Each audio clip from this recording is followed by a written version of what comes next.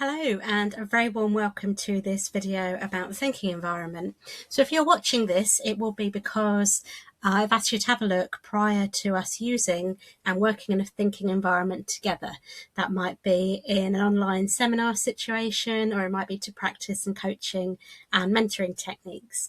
So this will really provide an introduction to the thinking environment. It'll introduce the reading around it, the principles and practices, and throughout the video there will be some prompts, some moments for pause where you can stop the video, press pause, and jot down a few notes, a few ideas that we'll discuss when we come together. So firstly, what is the thinking environment? You might have heard of it, you might not have done. The thinking environment is a facilitation method often used in group situations. So that might be in a business meeting, or it could be in a classroom situation. It could be anywhere, a community group, a voluntary organisation, anywhere where people come together to make decisions or to think as a group. It's also used as a coaching and mentoring tool. And if you study coaching with me, then we'll practice how it can be used in a one-to-one situation. But the principles are very, very similar. Whichever setting you apply the thinking environment to, you will always practice the same 10 principles, which I will talk through in a moment. I've added here that the thinking environment is also a way of being in the world, and that is the words of Nancy Kline, who is the brainchild behind the thinking environment. This is her book on the right here, Time to Think, her first book. And I would highly recommend getting hold of a copy. There should be lots in the library, ebooks that you can have a look at. Very engaging book to read, lots of stories about how Nancy has brought the thinking environment to work in her practice. But the idea of being in the world is very much around the principle of listening and attention, which is, I think, the cornerstone of the thinking environment. It's around just kind of really paying very good attention and listening really well. That sounds very simple and very straightforward, and you might wonder, do we need a whole book about this? But if you have ever experienced the joy of being listened to really well, you'll know how rare that actually is. People tend to be interrupting, they tend to be drifting off, maybe looking at the watch, or maybe even worse, like I do sometimes, picking up their phone and looking at their phone. To have really good attention is an act of love, an act of grace, and it's quite rare. So I think there is a need and a way to think about this as a way of being in the world. The other quote below that is one from Nancy Kline: thinking for yourself is a radical act. I'm going to ask you to sit with that phrase for a little while and think about what that might mean to you. I think it's something that we might want to discuss together, but it very much links into the idea of critical thinking, of challenging the status quo, of being independent and moving from a process of schooling to a process of education. So in this video then, we will explore a little bit more about the thinking environment, what are the key principles behind it. You'll be invited to think about your own experiences in relation to being taught, working in a group, working in a team, and so on. And then we'll think a little bit more about how we'll use thinking environment approaches in our own learning together and in our interactions. So a little pause point for you. I'd encourage you to stop the video now and just jot down some thoughts in relation to this question. So what have group situations previously been like for you? And when I talk about group situations here, I'm thinking about lessons. If you're recently out of school or college, what have those situations been like for you? Have they been one of comfort, where you've been happy to say what you think? Have they been one where you felt that you have to perform in some way, that you have to be right, you have to say the right thing? It might be that a group situation for you is a work situation. It could be that you sit in work meetings. What are they like? Are you allowed to share your opinion? Is there a lot of listening, or is there a lot of talking? So have a moment to think about that. And also, connected to the question, what has frustrated you about those situations? What perhaps hasn't worked well? What has perhaps stopped you thinking, or stopped you expressing yourself, or stopped other people from doing that? So pause the video and jot down some ideas and then come back when you're ready.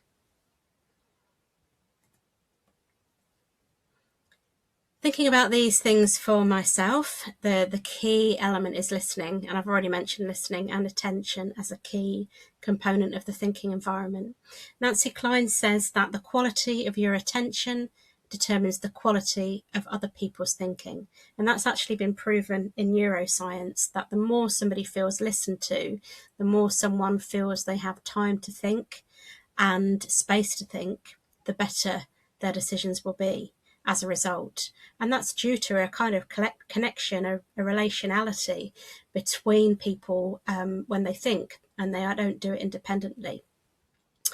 So thinking about ourselves as listeners, how good our listening is, if you're getting involved in coaching, mentoring, counselling, anything like that, it is an absolutely pivotal skill. Some of the other things on here came to mind for me, things that have not worked particularly well in meetings: poor communication, poor management of time, where things have either overrun, things have been meetings when they could have been an email, and really importantly, a lack of inclusion or diversity of opinion, some voices being louder than others, some voices dominating, people tending to say the same things or to be argumentative and say oppositional things, but without reaching some kind of a consensus. So you'll have your own ideas on this, and we can discuss those a little bit more. But listening is one thing that comes out consistently in terms of the effectiveness of facilitated spaces. The thinking environment has 10 components, and I'm going to mention each of these briefly. Nancy Kline says that for it to be a true thinking environment, each of these 10 components has to be in place.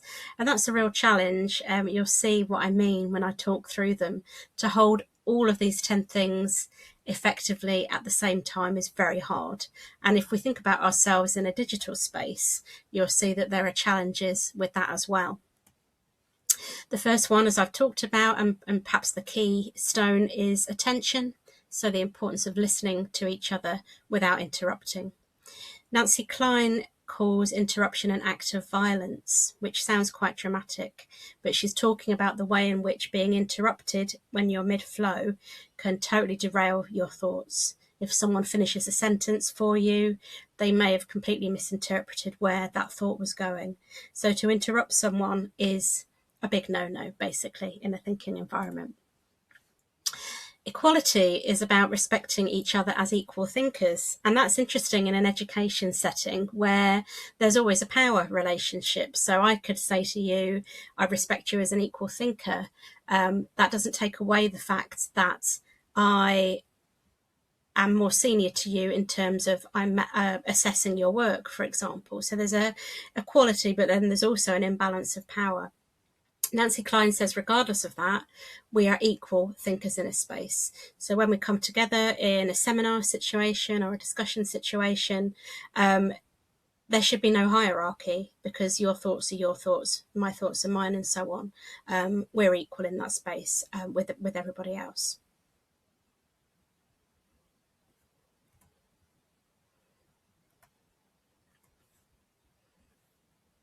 The next component is one of ease. And Nancy Kline says a feeling of ease creates and urgency destroys. So this is about reflection time. It's about thinking time. It's about not feeling rushed. And that's something I think we all struggle with, even during a time of pandemic when things were supposed to slow down. So within the spaces where we come together and spaces that you're setting up and facilitating, having a think about how you can create a relaxed atmosphere where people feel that they have space in order to get to the thinking they need to do. This one says appreciation, and appreciation I think is something we struggle with culturally. You know, when someone says to you, oh, I love your dress, or compliments you on your hair or something like that, people often find that very hard to take, to brush it off and say, oh, this old thing, or something like that.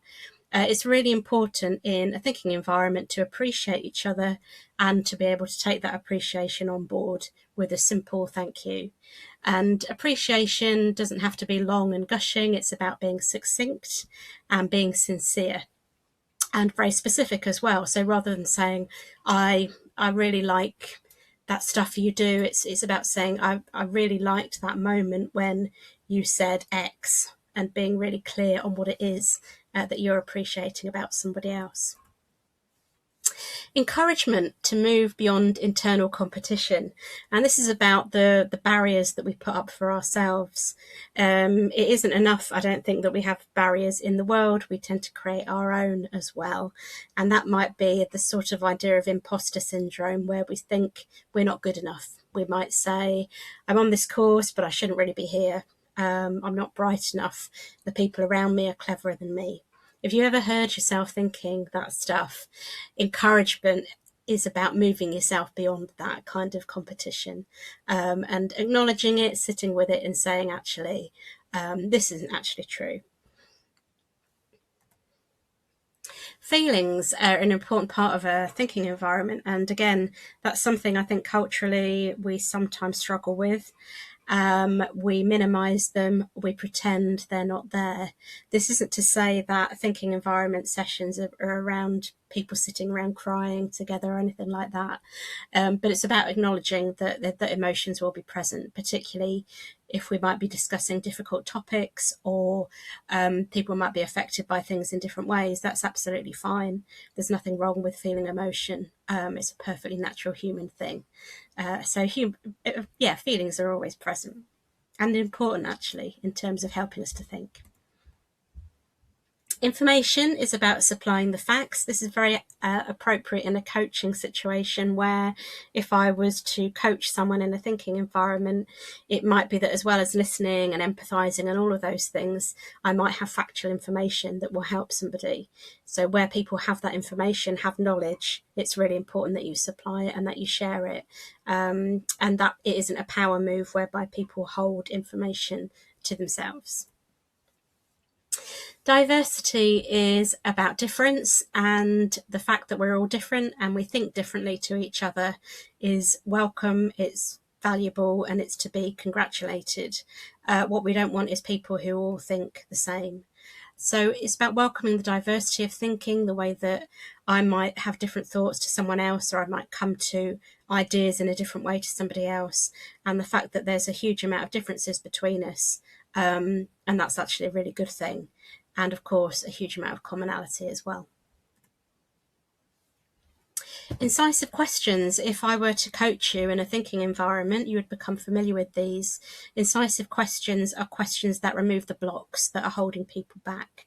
Very often those blocks are the ones I mentioned earlier, the internal competition ones, where you think you're not good enough, you think you're not clever enough, you think there's something intrinsic in you that is stopping you achieving something. And an incisive question would break down that assumption. It would be something like, is it true that you're not clever enough to be on this course? And if I were to ask you that question, and get you to really think about it and to list the things and the ways in which you thought it was true or it wasn't true, you would very soon come to realize that that is an assumption you've made about yourself that is very limiting. And as part of the incisive questions process, we would then build an alternative, liberating assumption, which might be something like, if I knew that I was clever enough to be here, what would I do next? I would read that book, or I would have that conversation. Lastly, this is an interesting one in a teaching situation and in a online digital situation. Place. So place creates an environment that says you matter. This is about saying to somebody, I value you enough that when you come into this space, I will do my best to make it comfortable for you. Sometimes our hands are tied around that. There isn't much influence we hold over the environments we find ourselves in, but there are often little things that we can do, which might be around where people are seated, or the choice that they make in how they're sitting. In a digital environment, place could be something about having your camera off if you don't want to be seen on screen.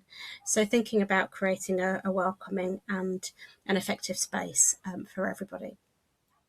So those are the 10 components, and as you can see, to try and hold all of these things together at one time is quite difficult, and it requires a lot of thinking about. It requires people to work together to hold that space and to challenge and remind each other that these things need to be in place. So hopefully you might want to print these out and have them handy so you can remind yourself and perhaps remind me or whoever else is facilitating a session that it's really important that we adhere to these things.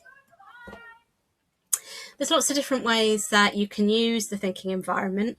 I'll run through a few of them today. So thinking rounds is probably the one you'll get to know first.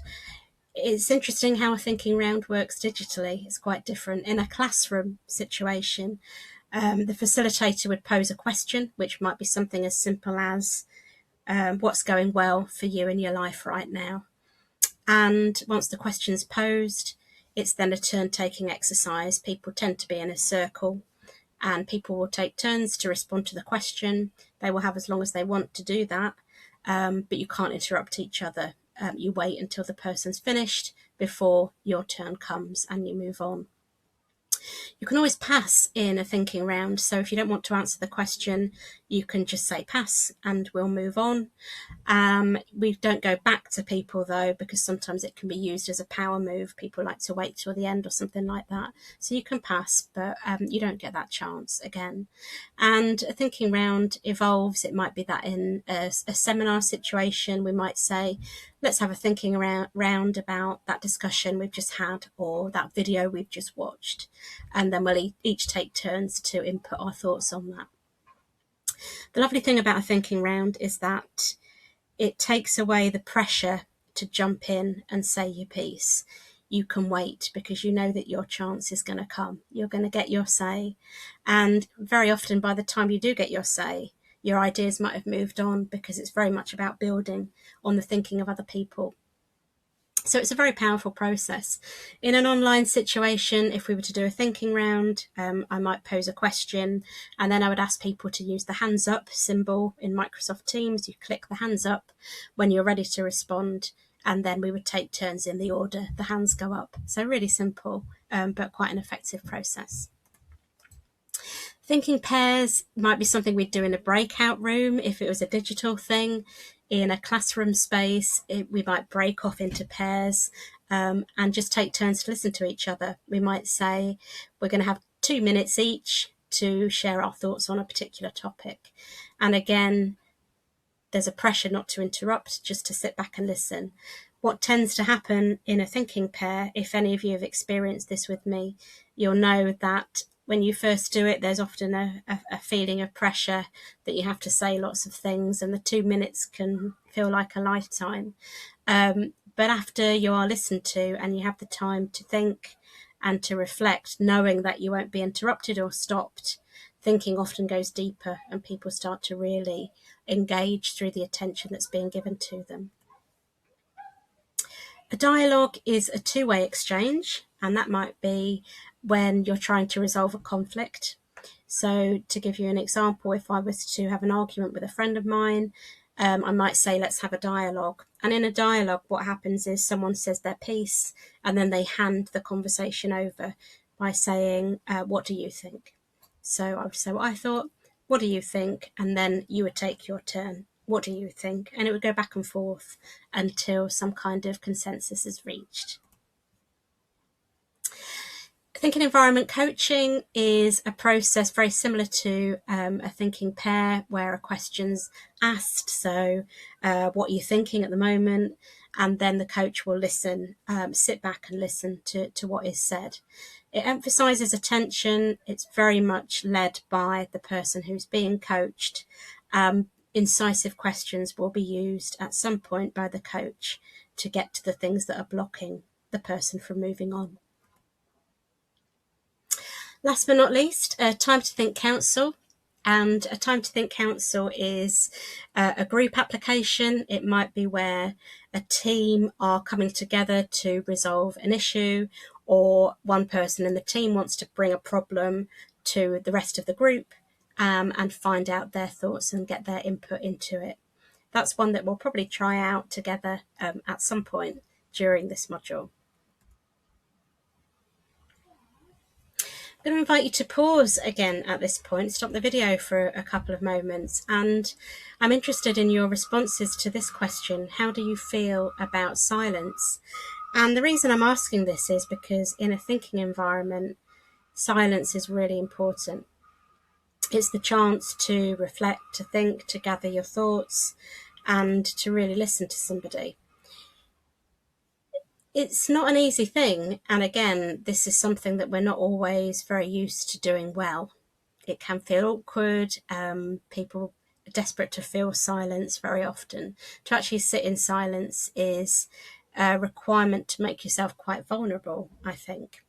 So there's some questions here. Think about where there's been silence in a situation. How does it make you feel? Do you want to feel it? Why might it be that you're uncomfortable with that? So have a think and pause the video for a couple of minutes.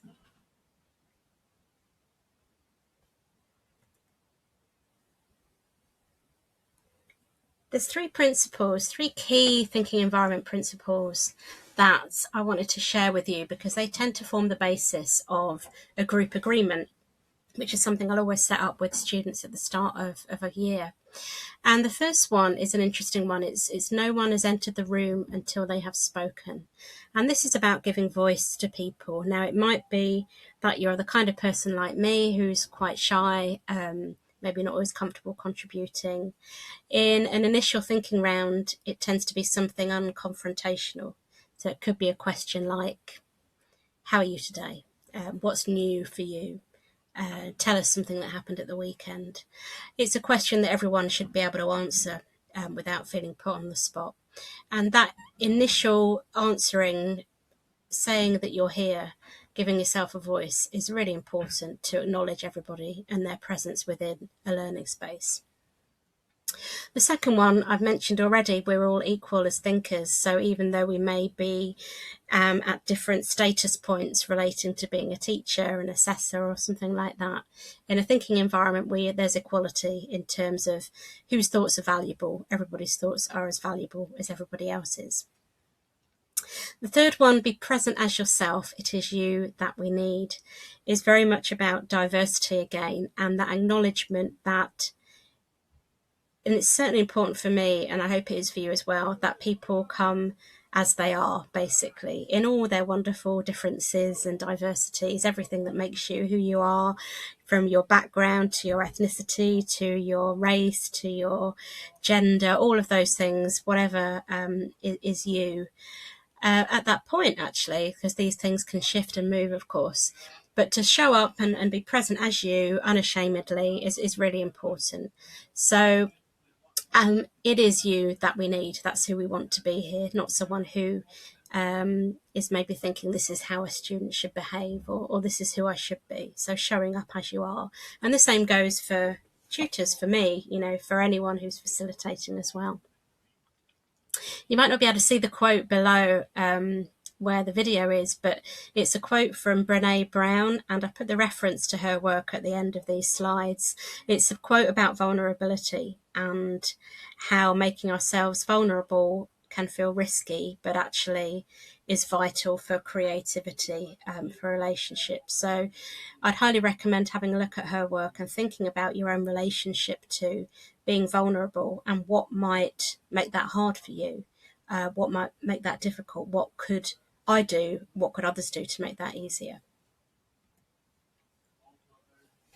So there's a few examples here of thinking environment questions. So thinking rounds, this might be one that I'd ask at the start of a session.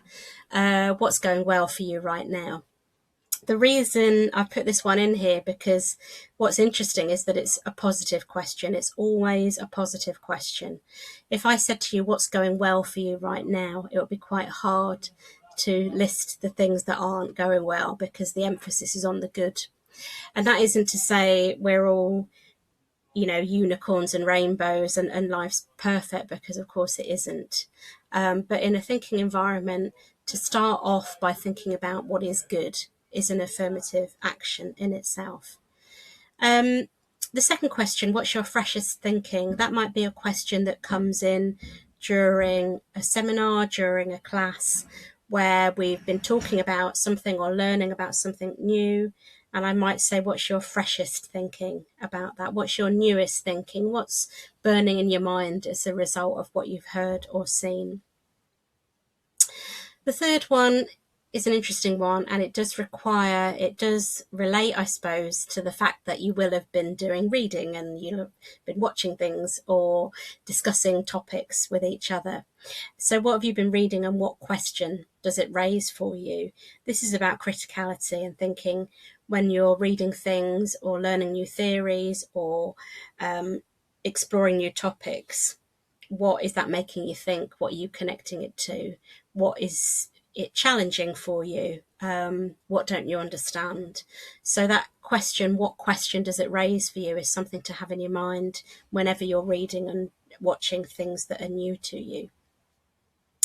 What's live in you is quite a strange question. It tends to be asked at the close of a session, and people often laugh at this one. It does sound a bit weird. It always makes me think of natural yogurt.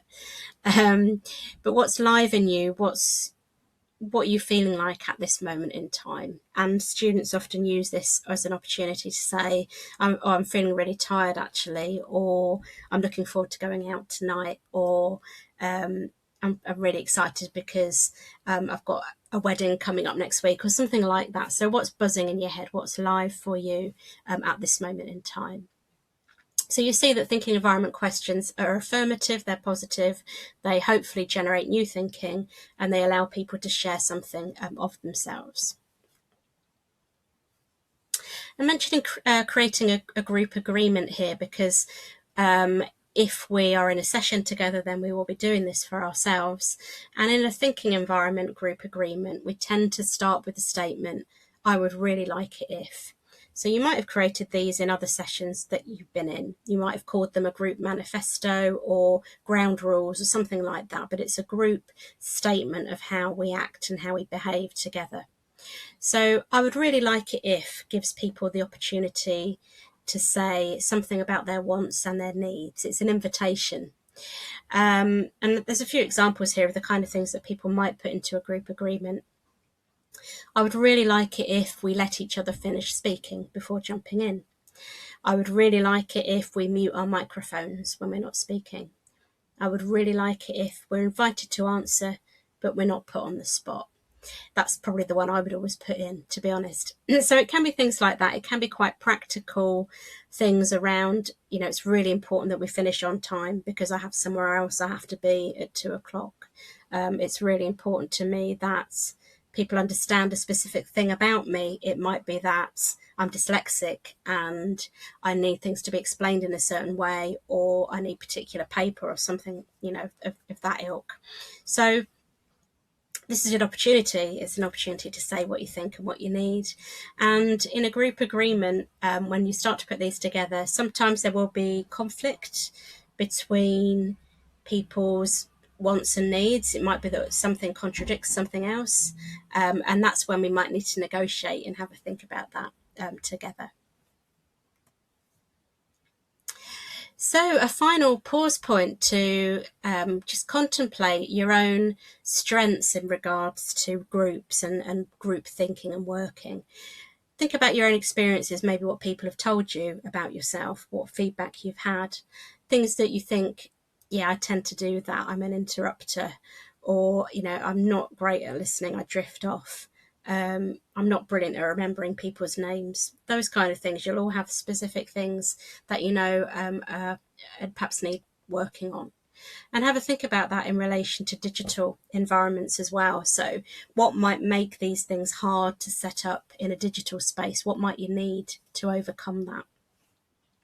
So a last pause to jot a few notes down and perhaps thinking around some actions as well that you might take around those things.